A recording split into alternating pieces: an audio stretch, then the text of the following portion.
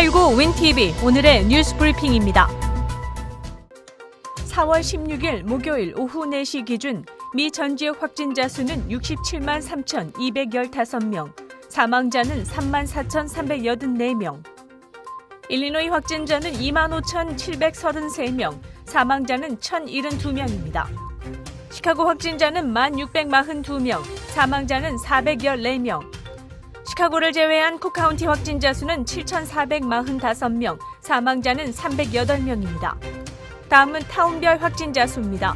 데스플레인스 336명, 스코키 276명, 에반스톤 197명, 글렌뷰 188명, 올랜드파크 122명, 나일스 116명, 네이퍼빌 110명, 파크리지 95명, 마운트 프로스펙트 95명, 캐롤스트림 90명, 팔리타인 85명, 샴버그 84명, 윌링 83명, 놀스브룩 82명, 알링턴 하이츠 78명, 몰튼그로브 72명, 거니 69명, 링컨우드 68명, 스트리무드 67명, 윌맷 64명, 먼더라인 59명, 위네카 57명, 호프만 에스테이트 50명, 엘크그로브 빌리지 49명, 오로라 46명입니다. 지난 15일 쿡카운티 공중보건국은 발표 자료에 교외 쿡카운티는 7,114건의 확인된 사례와 269명의 사망자가 나왔습니다. 지금까지 일리노이주에서는 24,593건의 확진 사례가 나왔으며 948명이 사망했습니다. 일리노이주 보건부는 일리노이의 모든 카운티에서 코비드-19 노출이 발생할 수 있다고 가정해야 한다고 밝혔습니다. 지역별 분석이 나왔습니다. 한인 밀집 지역인 글렌뷰 지역은 15일 기준 현재 130여 명의 확진자가 나왔으며 이는 1000명당 3.2명의 꼴이며 14일에서 15일 사이 3명의 새로운 확진자가 판명을 받았습니다. 글렌뷰 지역 확진자의 특징을 살펴보면 백인이 79명으로 64%, 아시안이 15명으로 12%를 차지합니다. 아울러 50대가 37명으로 30%를 웃돌며 40대가 31명, 24% 이상, 20대 19명, 80대 이상이 14명입니다. 나일스 지역 분석입니다. 한인 동포들이 많이 거주하는 나일스시의 경우 112명의 확진자가 있으며 이는 인구 분포 1000명당 3.8명에 해당하는 수치입니다. 15일 하루 새 10명의 확진자가 늘었습니다. 인종별 분포로 보면 아시안이 22명으로 전체 20%를 차지하며 히스패닉 18명, 백인이 31명입니다. 연령별 분포에서는 20대가 21명으로 19%, 타 지역에 비해 높은 발병률을 보이고 있습니다. 60대 22명, 50대 17명, 80대가 16명으로 14%를 차지합니다. 나일스 지역에는 많은 요양시설과 마켓 상점들이 영업 중이어서 이 같은 확진 분포를 보이고 있습니다. 데스플레인스 지역 분석입니다. 15일 현재 221명의 확진자가 치료를 받고 있습니다. 이는 1000명당 3.7명꼴로 지역 인구 비례의 높은 확진율을 보이고 있습니다. 인종별 확진 비율이 아시아는 30명으로 14%, 백인이 44명, 히스패닉 21명입니다. 흑인과 기타 인종이 82명으로 가장 높은 비율을 차지하고 있습니다. 연령대별 분석은 20대부터 60대까지 전반적으로 높은 확장성을 보이고 있습니다. 특히 40대와 50대, 60대가 41명, 42명, 35명 순으로 인근 지역에 비해 높은 수치를 나타내고 있습니다. 한인들이 많이 거주하는 새 도시의 수치가 높아 지역 거주민들의 각별한 주의가 요구됩니다. 시카고 한인사회 코로나 관련 소식입니다. 나일스의 시카고 푸드에서는 비한국인 창고 직원이 바이러스 확진을 받아 방역을 실시 후 폐쇄에 들어갔습니다. 금요일부터 업무를 재개할 것이라며 시카고 푸드 측은 철저한 방역으로 직원 및 고객 안전관리에 만전을 기하고 있다고 밝혔습니다. 나일스의 50대 한인 동포가 요양원 입소를 위해 지난 9일 건강검진을 실시한 결과 10일 코로나 바이러스 감염자로 판명되어 병원에 입원 격리 치료 중입니다. 지난 9일 확진 판명을 받고 글렌브룩 병원에 입원 중인 70대 한인 동포는 심한 기침과 몸살, 고열로 어려운 고비를 겪었으며 말라리아 약 처방이 효과가 있다는 주장에 따라 14일 처방을 받았습니다.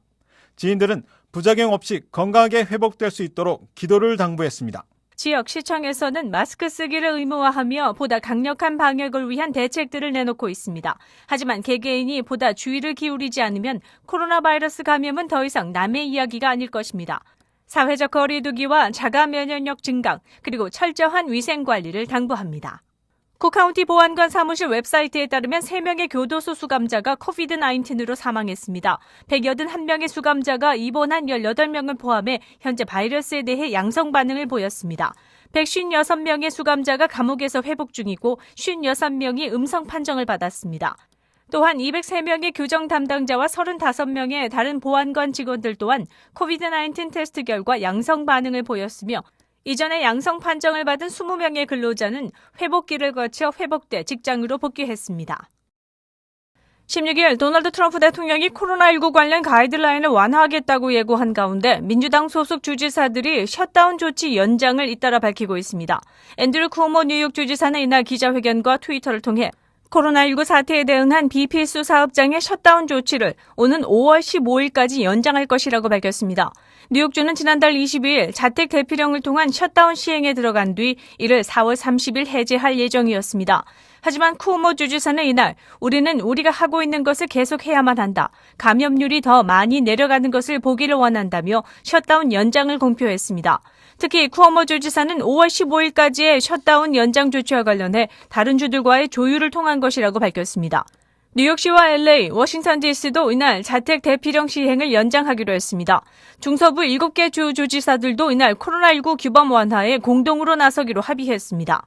미시간, 오하이오, 위스콘신, 미네소타, 일리노이, 인디애나, 켄터키 주지사들은 사회적 거리 두기 가이드라인 완화와 관련해 언제 어떻게 결정할지 서로 협의해 가기로 했다고 밝혔습니다.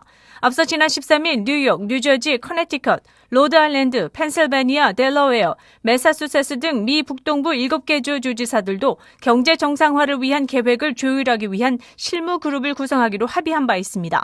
한편 도널드 트럼프 대통령은 이날 코로나19 관련 새로운 가이드라인과 경제 정상화 일정 등을 발표하겠다고 예고했습니다. 따라서 일부 주의 셧다운 연장 방침은 트럼프 행정부의 지침과 무관하게 팬데믹에 대처하겠다는 의지로 읽힙니다.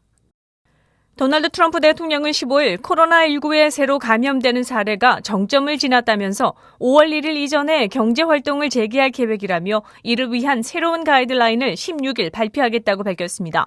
현지 언론에 따르면 트럼프 대통령은 이날 백악관 로즈가든에서 열린 코로나 바이러스 태스크포스 브리핑 형식의 기자회견에서 데이터는 코로나 바이러스에 의한 새로운 감염이 정점을 지났음을 시사한다며 이같이 말했습니다. 트럼프 대통령은 자신과 마이크 펜스 부통령이 주지사들과 통화한 뒤 새 지침이 발표될 것이라며 이같이 일부 주는 5월 1일 이전에 재가동될 수 있다는 견해도 밝혔습니다. 트럼프 대통령은 우리는 일부 주들이 5월 1일 기한 이전에 실제로 문을 열 수 있다고 생각한다며 국가가 안전하게 다시 열릴 것이라고 말했습니다. 트럼프 대통령은 코로나19 확산 정점과 관련해 뉴욕 대도시권에서 감염 사례가 감소했고 디트로이트와 덴버의 감염 곡선도 평행해지고 있다고 말했습니다. 데이비 벅스 백악관 코로나19 태스크포스 조정관은 지난 5일과 6일 동안 발생 건수가 감소했다며 9개 주에서 하루 발생 사례가 1000건을 밑돌았다고 말했습니다.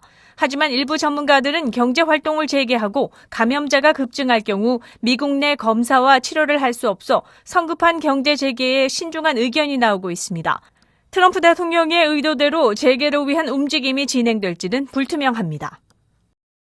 윈TV 24.5와 MCTV 24.6 방송은 공중파 채널을 통해 시청하실 수 있습니다. 코로나19 비상시국 뉴스24에서는 여러분의 제보를 기다립니다. 제보 전화는 224-283-8200번입니다.